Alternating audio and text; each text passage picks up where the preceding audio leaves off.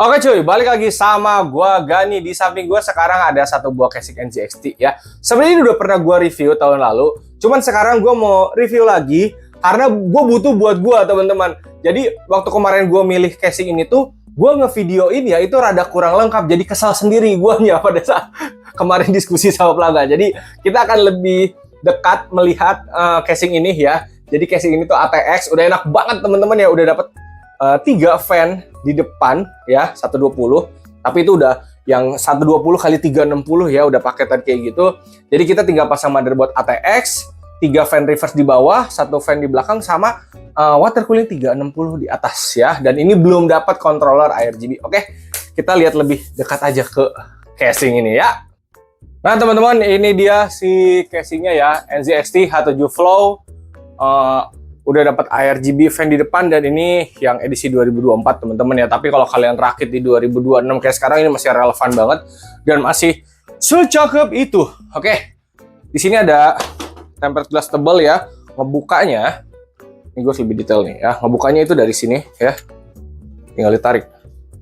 Nah, oke, terus diangkat.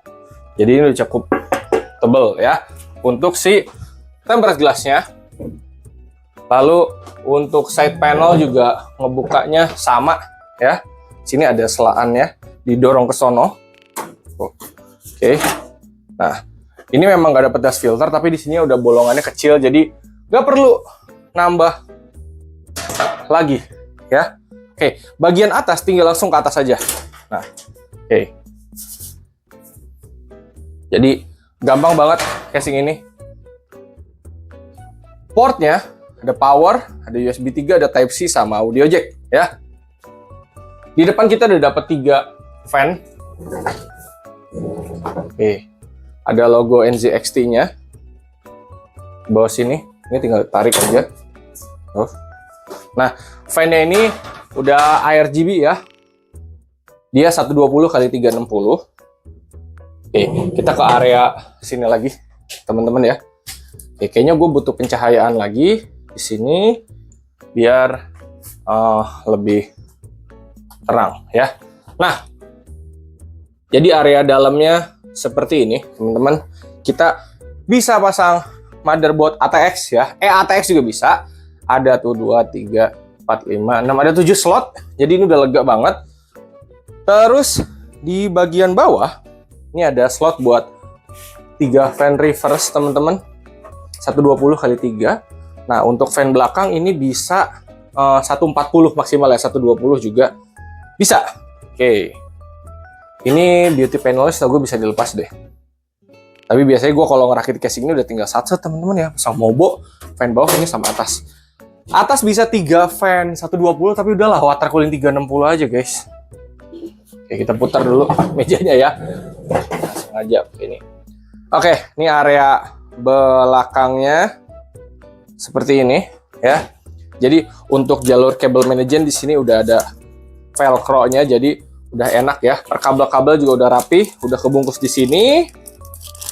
Sekali lagi di sini dia nggak ada ARGB controller ya guys ya. Jadi udah tinggal pasang rakit aja.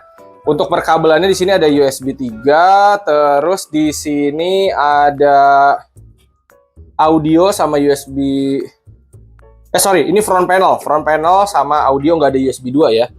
Terus ini Type-C ya. Sama ada 2 kabel dari depan ya, yaitu fan ya, ada PWM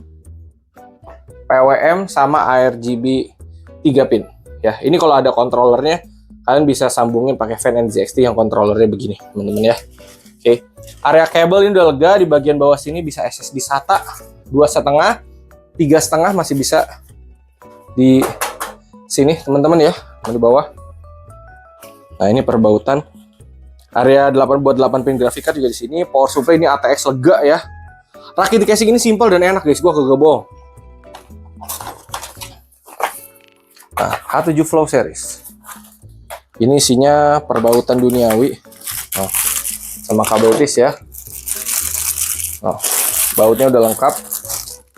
Dari mulai baut apa nih? Kayak buat mobo, buat SSD gitu ya, buat fan. Ini baut fan bejibun parah nih. Oke, ada stand off sama baut untuk power supply. Jadi perbautan udah aman ya. Jadi kabel manajemen di casing ini udah lega mampus guys. Oke. Ini buat hard disk 3,5, bisa di atas bisa di bawah. Ini buat SSD 2,5. SSD SATA juga masih bisa di sini ya, tergantung skemanya kalian gimana. Intinya casingnya udah bener-bener lega banget. Oke. Nah ini kalau mau lepas beauty panel bisa di sini. Cuman kayaknya gue nggak akan lepas deh karena ini udah enak guys, jadi kita udah tinggal rakit aja. Rakit di casing ini simpel parah pokoknya guys ya. Dan sekali lagi tidak ada RGB controller ya. Terus untuk bagian bawah, ini kita buat masang fan-nya ya. Oke, jadi casing ini walaupun harganya bisa dibilang lumayan, tapi untuk proses rakit, dia sangat gampang teman-teman ya. Udah tinggal sat-sat pasang motherboard, pasang fan belakang, gue bisa 140, bawah 3x120, water cooling 360. Udah guys, sama kalau mau controller RGB bisa di belakang power supply ATX yang full modular. Oke, segitu aja dari gue. Hatur nuhun, terima kasih dan thank you. Harusnya itu udah lengkap sih ya. Semoga bermanfaat.